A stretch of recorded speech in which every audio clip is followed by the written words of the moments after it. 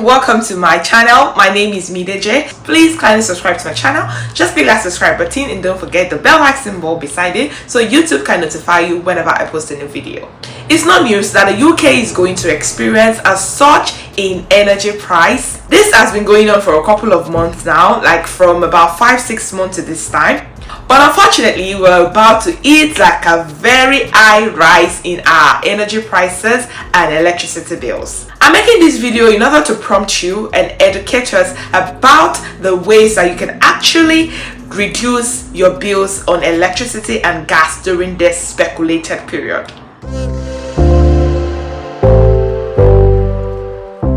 If you go to the Ofgem website, that's the body that governs electricity and gas and all the likes in the UK, you're going to see a very explanatory article about all of this increase in prices and the likes, and it's going to creep in on us gradually, and you're going to agree that the bills we pay in the UK is neck cracking already. If you now had this increase in electricity and all the likes, you know that it's going to be a lot for most households. So what are the ways, what are the measures that you can put into place to enable you to cut prices on your electricity and gas, especially now that winter is creeping in? Firstly, what you can do is to do an audit on your current electricity bill.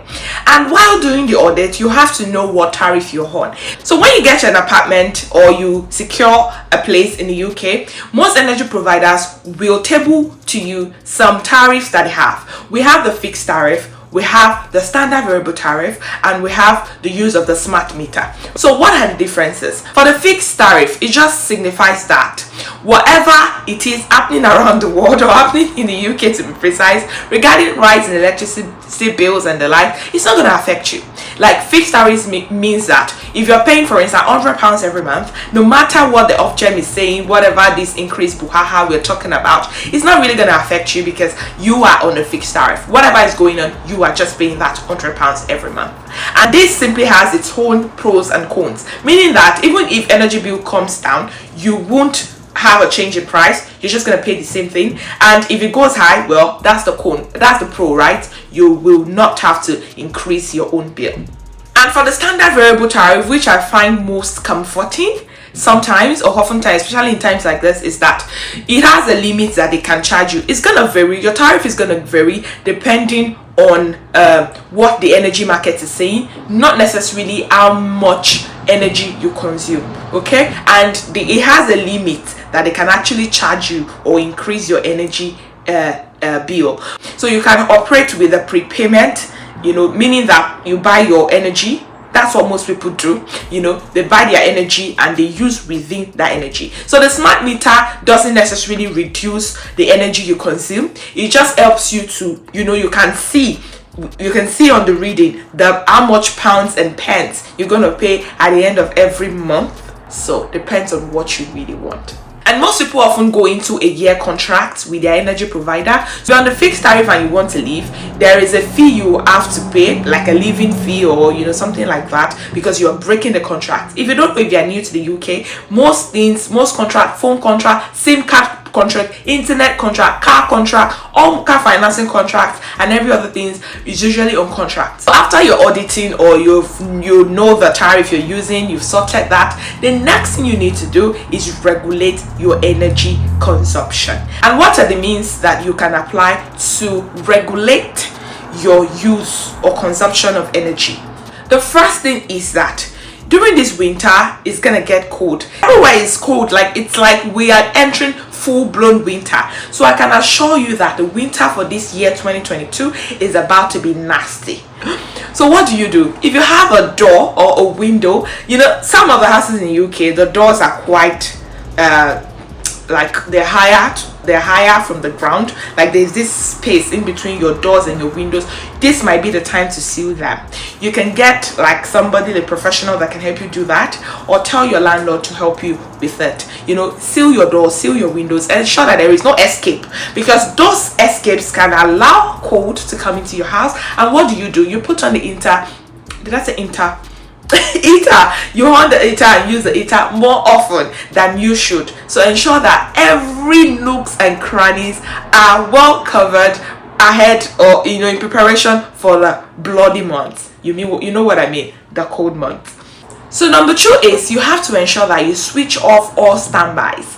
I've seen people who come to the UK for holidays, and when they get back, they're like, that UK, you cannot even put your light on just when you go out. Yes, it's not out of because the person is trying to be wicked, or the person is not nice, telling you, oh, switch off the light too if you are not using it. If you are not using it, it's not like Nigeria or Africa where you can just on the lights. Here, every moment you put on the light and you're not using it, you're paying for it. So that's why sometimes it's quite ridiculous and you feel like, oh, why is that person so harsh because you're staying with them, they're asking you to switch off the light. It is what it is. And you can get something they call the standby saver or smart plug that allows you that whenever you want to go out, you just switch that plug off and every other thing in the house goes off, including the bulbs, the lights, the appliances. Some people go out and they are living in a 4-bedroom flat, all the lights are on and the fans are running, the TVs are even on, you're going out, and you at the end of the month you're complaining that you're paying so much energy bill. You're gonna pay so much energy bill, of course. It's a two-way, it's a one-way thing. There's no way around it. So ensure that you switch off your lights, ensure everything is on standby every time you want to go out. When you want to go out, that's not the time to put on the cooker or put on the dryer and go out and spend an hour. Okay, when the bill comes, I hope you'll be able to sort that. And number 3 method that you can use to save your energy or electricity consumption is that you should be careful with your washing.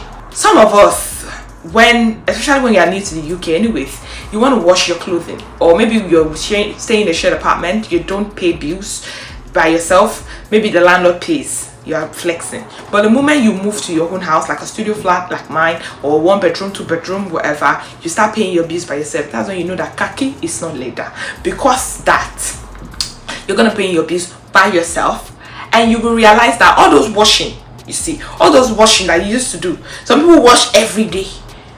Me too, I like to wash every day. Do you know that living in the UK, you can save about £135 in a year if you limit your washing days? Why not reduce your washing times to like once a week? People that have children, 2 to 3 times a week, rather than washing all the time. The more you wash, the more you exhaust and consume energy, and the more your energy bill automatically. And then another thing is the usage of your tumble dryer. Of course, you cannot wash and not dry your clothes. So the more you wash, the more you want to dry. The next point I'd like to dish out is the fact that many people will not like this. Personally, I don't like this. Trust me. Saying it makes me want to scream aloud, but I'm just gonna say it anyways. Is that you keep your shower times low. You're gonna use water. Automatically, if you're using water, you're using your heater.